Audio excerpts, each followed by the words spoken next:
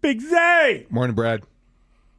Morning, boys. What's going on? Well, we've been talking about the game, obviously, and kind of going over it and trying to figure out what offends Micah Parsons. He's just kind of a football guy that is ready to go no matter what. Doesn't like people messing with his lawn, apparently. I don't know. I look at this game and I look at Green Bay and I keep breaking down different aspects of the game, looking for a kind of pathway for the Bears. Are they particularly better than Green Bay in one area of this game? Do you think that there's a positional unit where the Bears really stand above them? Is there an area, even if it's coaching, that they might have an advantage in? How do you break down this game as you look at it from a distance here? Well, I think, the Bears are certainly – they've got a better running offense right now than the Green Bay Packers, and that's with respect to what can be a very good ground game for Matt LaFleur and Jordan Love with Josh Jacobs. Like, they've shown the ability to get going on the ground, but that's been a real strength of the Bears. For the second week in a row, we've got a meeting where you've got a takeaway fueled team in the Bears going against an offense that does a really good job of not turning the ball over. So that was the Philadelphia Eagles, and that's something. Green Bay has actually shot into the lead now for the fewest giveaways in the league. It was the Eagles, I believe, before that meeting on Black Friday. So how will that play out? And are takeaways necessary if you're talking about a pathway to victory for the Bears in a road meeting with their rival? Brad, I know you're not necessarily into these kind of storylines, but I am curious if you think that the Packers, who clearly were miffed or affected by Ben Johnson's January proclamation about beating Matt LaFleur twice, Micah Parsons talking about disrespect, the offensive coordinator talking about how that comment still resonates. What role, if any, will that kind of back and forth play in Sunday's outcome? Yeah, I don't know. Well, I don't think it's going to play any role in the outcome, but I think no question it caught the attention of people in Green Bay who, Ben did just fine for himself as the offensive coordinator for the Lions going against Green Bay, but probably overlooked the fact that, the Packers have, as you guys know, they've just dominated the Bears for a long stretch, and really passing the baton from Rodgers to Jordan Love here recently. When you look at how it's gone down, but a year ago they played 2 ball games and they're decided by a grand total of 3 points. So the Bears were, and as you guys know, that was a bad Bears football team, one in disarray last season, that managed to split with the Packers in a pair of tight ball games. The previous 10 before that didn't get closer than a touchdown, didn't get closer than 7 points, and I think only 2 of the games were within 7 points. So, Green Bay feels like it's had the upper hand in this for a long time because the Packers have, and they can they can decide this on the field late Sunday afternoon. Who's improved more from one year to the next? The Bears seem like a completely different team. Green Bay got themselves a pass rusher, and that's changed them significantly. Yeah, and I thought Green Bay was a pretty good team a year ago. The Bears have improved themselves more. I don't think there's any question about that. But getting Parsons has been huge for them.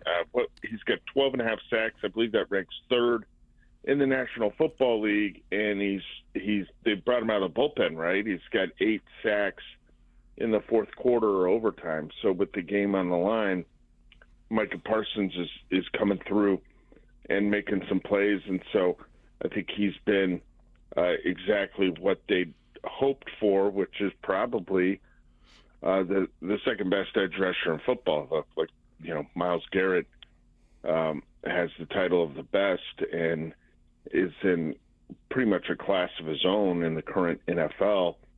After that, I think you'd probably look to the guy in Green Bay, Parsons. So, Brad, we heard from Nashawn Wright yesterday, and he is the NFC's Defensive Player of the Month for November, and you look at his numbers, and it's easy to see why he won that award. We had a conversation during the Pick Six about, okay, it's extension season. He's on a one-year deal. It's a nice problem to have and maybe premature to consider, but when you do look at what he might be looking at in terms of a contract, how the Bears may want to keep him, or what he might be anticipating in free agency, how does it all come together? That's a great question. I think we're going to need a full season to really put it together. I mean, he's 27 years old. This is really the first year in the NFL that he's gotten more than just some spot playing time. And I think, Wright probably understands that he should at least wait until the season's over to get with his agent and get a general idea of what could be out there for him. He's got a long history with Al Harris based on their time together with the Dallas Cowboys. I think they've got probably a special relationship, and that's something that could be beneficial to the Bears when you consider what could happen for Nashawn Wright down the road. But for a guy who's bounced around, not played a whole lot, like this is a chance to kind of set himself up for the rest of his life. So I'd be a little surprised if something happened before the year ended, but you never know. Brad, we keep an eye on the injury list, obviously, and you're looking at who's in and who's out. It was nice to see Kyle Monangai return to practice, albeit on a limited basis, but that was the only change we saw from one day to the next. Do you believe that T.J. Edwards will be able to play in this game? Do you believe the Bears are another week away from getting their linebacking core back? And how bad is the Stevenson injury? It doesn't sound like he's playing. Yeah, I don't think Tyreek Stevenson will be available. He hasn't been on the practice field in a couple weeks now. T.J. Edwards, I would say there's probably some optimism that he'll be available Sunday. Whether that's a full game or not, I don't know. And a lot of game factors could play into that as well. How they line him up, another good question. But my guess would be maybe Edwards and DeMarco Jackson, based on how he's played lately, could be the linebackers in that game. And they've been really happy with how DeMarco Jackson and also Imagn Bamiga have played here of late. But getting Edwards back would no doubt be a real boost. I mean, he's been valuable to them. And unfortunately, he's only been available for 5 games to this point this season. What do you expect out of the Bears receiving core? We heard from DJ Moore yesterday, asked the obvious question about whether or not he's content with numbers that are down this season. Rome Odunze did not practice. I wonder, this is a good matchup against a team in the Packers. Their receiving depth is one of their strengths. The Bears receiving depth, where is it right now? Well, I think there's plenty of depth. I really do. They got plenty of options here, and while none of the guys have maybe gone big here with any kind of regularity of late, they got plenty of options. Starting with Odunze, DJ Moore. I would imagine there's been a couple sort of quiet Luther Burden weeks you would think that not far around the corner is like a, 77 yards and 4 catches and a touchdown for Burden. Is that Sunday? I don't know. Zacchaeus had a big third down catch in Philadelphia. They got plenty of depth, but the passing game has been in a funk. That's the only way you can put it. Like Caleb's accuracy has not been where they need it. It's not an anomaly. Like 5 consecutive games below 60%, and people can come up with little explainers and throw an asterisk on each game for this reason and that reason. Well, quarterbacks in every city deal with drop passes from time to time, and they play in bad weather from time to time. Like, the bottom line is the accuracy needs to improve, and you would think it'll be a significant storyline this off season, because they've got to be more accurate. They've got to be on time more, and that should allow them to be more explosive. Can you expand on that? Well, how would that be a bigger storyline in the offseason, and how do you resolve it? Is there something you can do in the offseason to make that better other than practice more?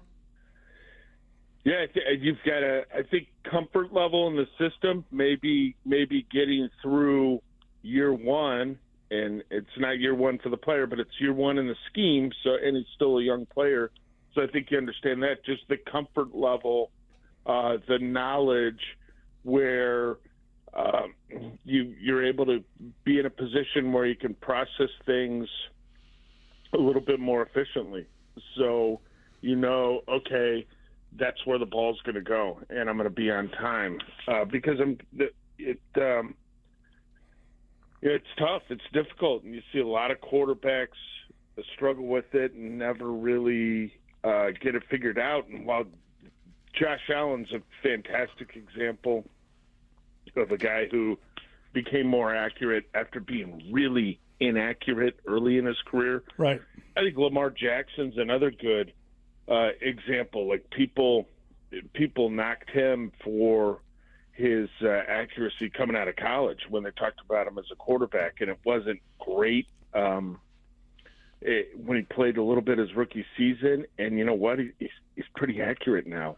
But the list of dudes who started out inaccurate and never got accurate, like, that's a high volume list with a lot of names on it that your weekend probably be better off not hearing again. But I think he's accurate to start with, and now isn't. You know what I mean? Like, he was never never a knock.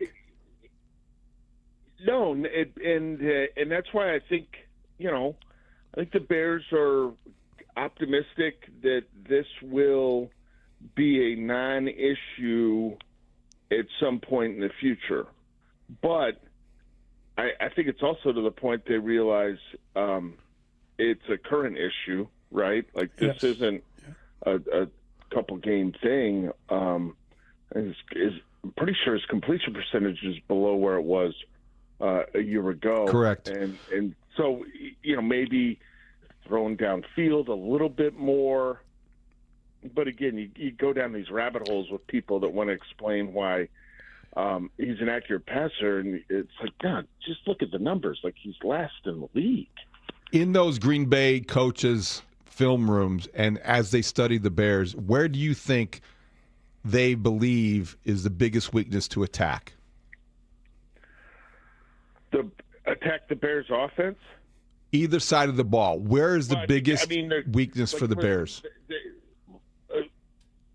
Green Bay's going to look at it, in my opinion, and say they need to win with Parsons, right? Their $188 million man, and Rashawn Gary. Play zone coverage behind that, and that way you got eyes on the quarterback. It's difficult for the quarterback to run.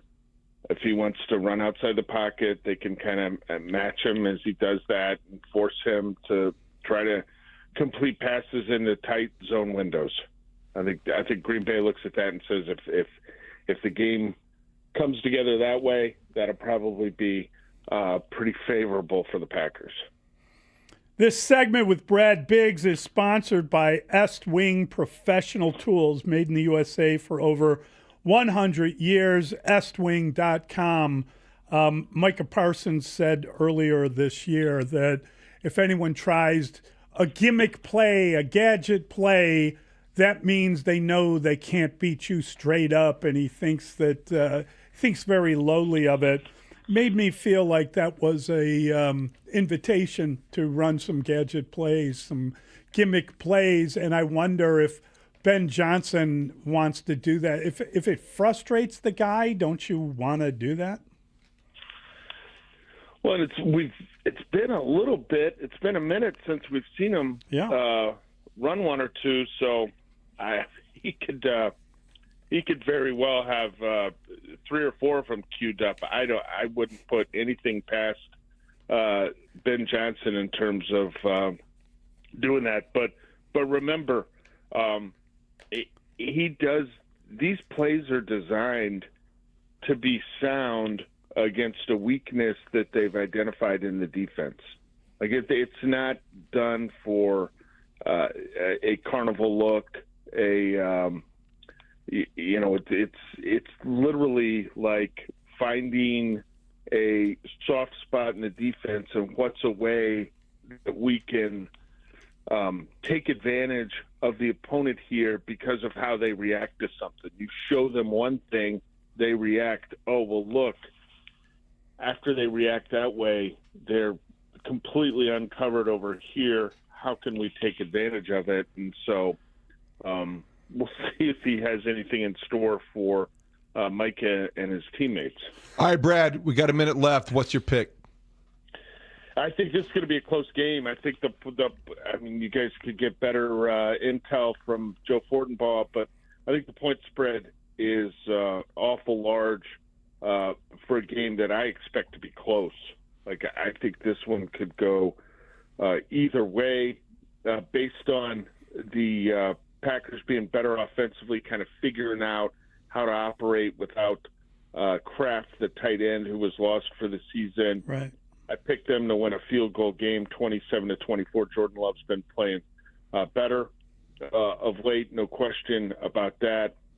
And the thing that makes me believe the Bears have an even better chance than they would have before this past weekend is a huge loss for the Packers and Devontae Wyatt, the defensive tackle.